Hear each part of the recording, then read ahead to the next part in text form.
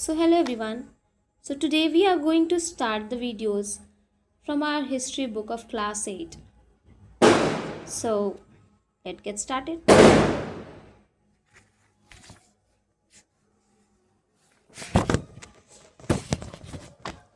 So our first chapter is introduction, like when, how, when and where.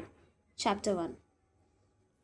So history को जानने का सबसे best तरीका ये है कि जब हम हिस्ट्री जानें तो ये जानें कि कैसे, कब और कहाँ जो भी इवेंट्स हुए थे वो कौन से टाइम में हुए थे और कहाँ हुए थे और कैसे हुए थे। ठीक है। So first, how important are dates. जैसे यहाँ लिखा हुआ है इम्पॉर्टेंट डेट्स क्यों इतने इम्पॉर्टेंट हैं। तो एक टाइम था जब हिस्टोरियंस डेट्स को लेकर बहुत ज़्यादा ही फैसिनेटेड थे। ठीक है। उनके पीछे बहुत डिबेट भी होता था डेट्स को लेकर, क्योंकि डेट्स बहुत इंपॉर्टेंट थे। डेट्स हमें एग्जैक्ट टाइम बताते हैं किसी इवेंट के घटना होने का, मतलब कि वो इवेंट कब घटा है, कब हुआ है।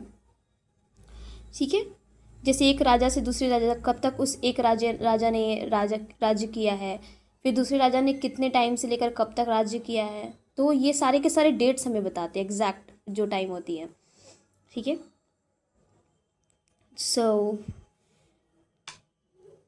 as you can see, this is a picture in which it's saying that Hindustan, first Hindustan का नाम उन्होंने हिंदुस्तान के नाम से किया था, बाई जे रेनल FRS, और यहाँ पे डेट दिया गया 1782। ठीक है। Here is the next picture which says the British resident at the court of Poona concluding a treaty. इसमें एक ट्रीटी है 1790 की, ये पिक्चर बनी हुई है। ये पिक्चर उसी टाइम की है जिसमें एक कोर्ट रूम है। ठीक है। यहाँ पर एक ट्रीटी है जो कि लोगों से बात चल रही है, ये ट्रीटी है। ठीक है। लोगों से बात चल रही है, जो भी चीज़ें, जो मैटर्स हो रहे हैं उसके ऊपर वो अपना निर्णय दे रहे हैं। ठीक है।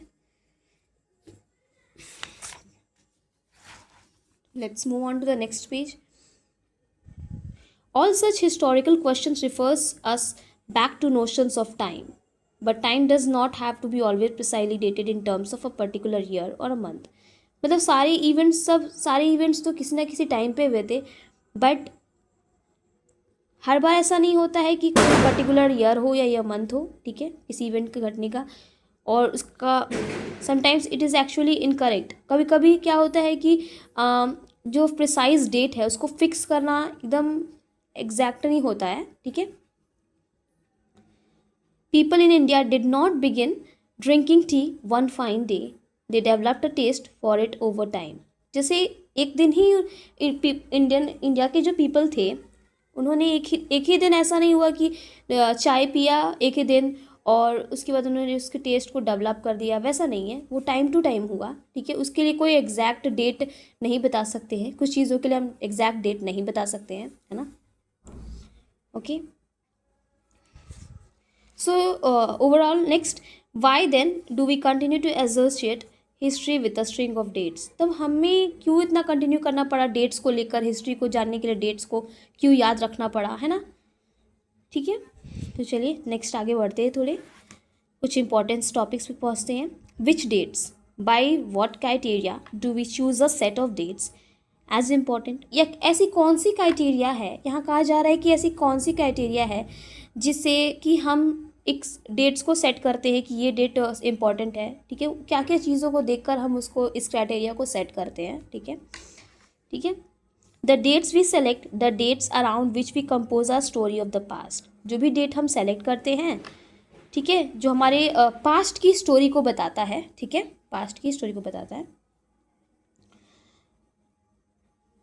they become vital because we focus on a particular set of events as important। Important हमारे लिए इसलिए बन जाता है क्योंकि हम एक पर्टिकुलर इवेंट्स के ऊपर ही फोकस करते हैं, है ना। Consider an example in the historians written British historians in India, the rule of each governor general was important. मतलब जब हमारे देश पे ब्रिटिशर्स का राज था तो हमेशा गवर्नर जनरल का कुछ ना कुछ टाइम पीरियड उन्होंने राज किया। ठीक है। हमारे कंट्री पे। ठीक है।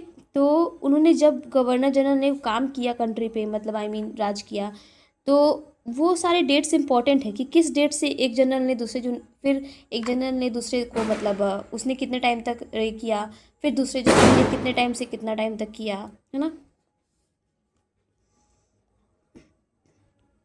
So these historians begin with the rule for the of the first governor general. First जो गवर्नर जनरल थे हमारे वो कौन थे? वैरन हेस्टिंग्स थे, ठीक है। और जो ख़त्म हुआ विद द लास्ट वाइसरॉय उसके बाद कुछ टाइम के बाद गवर्नर जनरल वाला सिस्टम ख़त्म हो गया और अब ब्रिटिशर्स ने वाइसरॉयज़ खड़ा करना शुरू कर दिया, ठीक है। जो कि लास्ट थे उनका नाम था लॉर्ड माउंटबेटन। ओके, क्या नाम था? Lord Mountbatten. So Hastings, Wellesley, Bentinck, Dalhousie, Canning, Lawrence, ये सारे के सारे, लाइटन, रिपॉन, कर्जन, ये सारे के सारे, हार्डिंग, इरविन, जो भी नाम आप देख रहे हो ये सारे के सारे गवर्नर जनरल और वाइसरॉयज के नेम्स हैं, ठीक है।